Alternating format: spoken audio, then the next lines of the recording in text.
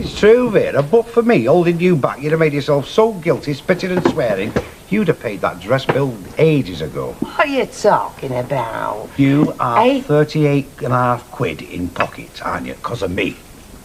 So, if you bung me, say, 50% commission, I'll take you out for a skimple on the curry tonight. Get lost, you can have him, rat. Hey, Terry, Mr. Clayton's left his milk. White flags in bottles there. Gloating, are we?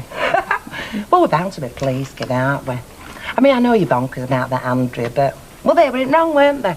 Sending me out looking like a boiler in tinfoil and trying to charge me earth for it. In the error of their ways, though, haven't they? Yeah. Yeah, they'll not be so ready to cross us in future. Well, you know what I reckon we ought to do? I reckon we ought to go and pay the milk bill pronto. Why? Rub it in. Show me it wasn't through lack of cash that stopped us paying the dress bill. No, I reckon we ought to forget about it. Happen the letters off for that and all.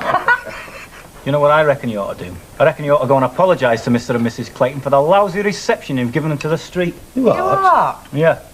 And as for feeling smug, you can forget it. Because the only reason why Harry left that milk this morning is because I put £38 and 50p in a plain envelope and bunged it through their letterbox last night. See ya. Well, the treacherous little devil. Well, I have heard of lovesick. But is that love? That is flaming stupid, that is. Then, out of the blue, he informs me he's got a possible buyer coming round this morning. He forgot all about it. I mean, can you imagine forgetting something as important as that? I mean, it makes me mad, doesn't it, you? I mean, to neglect your better interests, your business associates, to dump everything for the sake of some girl. Oh, shut up, Curly. I'm trying to think. About the Moonlight Express? No, about Andrea. I'm trying to think where I can take her on Saturday night. Not you and all. I'm going to buy a violin, me, for serenading with. I'd make a fortune round here. See, love, Curly, it's like an irresistible force, right? It takes you over and it distracts you. Like me on my round this morning. I ran half a pig into a furniture shop. You never. Yeah, imagine. People's looking at settees and testing beds, and there's me stood there with half a pig over my shoulder. What did you do? Well, trying to keep a low profile and left as soon as possible. Right, you. Traitor, flipping turncoat. My mind's been going tense at dozen over this all morning. Never mind, calm down. You can get round to them Claytons and tell them it was you that sent the money. That I knew not about it, and as far as I'm concerned, that money's still not being paid. I'm not telling them that. Can't we just let it drop? No, I'm sorry. No, I'm not going to be made a fool of. For the sake of peace, ma'am. For the sake of you and that girl, you mean? All right, for the sake of that, then, can't we just say that you sent the money? No, I'm sorry, Chuck, no.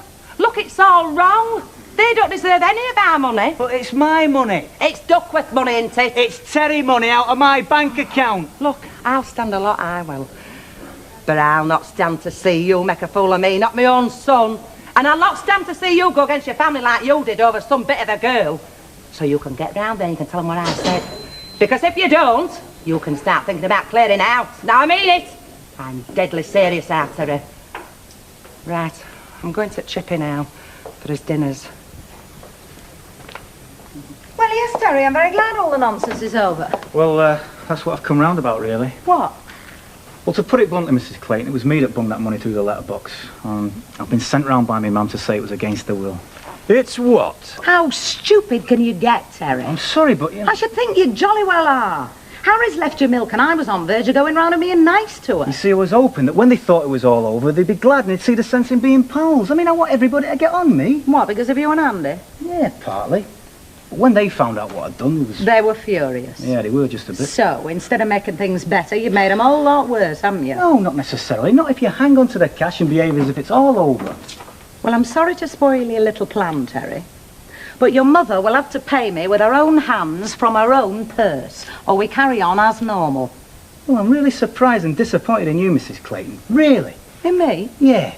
Because you reckon to be a lot brighter than me, Mum, don't you? But you must be just as thick as she is. Hey, Terry! Look, I'm sorry, Andrea, but this is just ludicrous.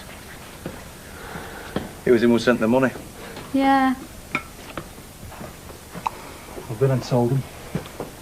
What did they say? Well, like you, aren't they? They're fed up. They thought they won. They've been rejoicing all morning. Big lot of soft kids, aren't you? Have you got your money back? No, I told them to keep it. Why? Why?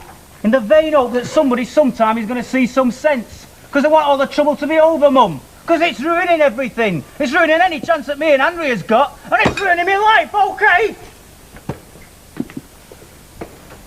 Definitely your temper, though, love. They won't accept it, Terry. They appreciate what you're trying to do, but... Well, that's right. At least they can't stop us seeing each other, can they? What's up? Yeah, well, I've been thinking things over about you and me. You've not let them get to you, have you? No, this is not to do with them. This is my decision. Decision? God help me, I can't bear this, not to be. No, listen to me, Terry. This is not to do with you as such. I mean, you know how I feel about you. But it's me A-levels. Well, not your flipping A-levels again. They're very important to me, Terry, and I can't give them enough. I've got you on my mind all the time. Oh, that's great, that, isn't it? Isn't it, though? No, I've got every 3 weeks coming up. I just can't imagine. We've got to finish. 3 weeks? There's no need to act like Joan Collins. I can wait 3 weeks. I don't want you to wait. I don't want to be worried about what you're up to or who you're with. I've got to set you free. Well, it just beats me how you can put A-levels in front of somebody. A person. I'm going now.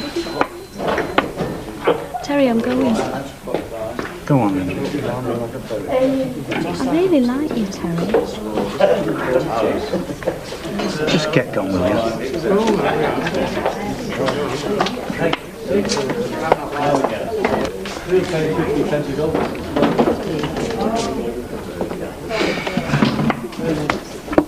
Send you your cash back then, eh? I'm a fix for a loan. No? No, fine.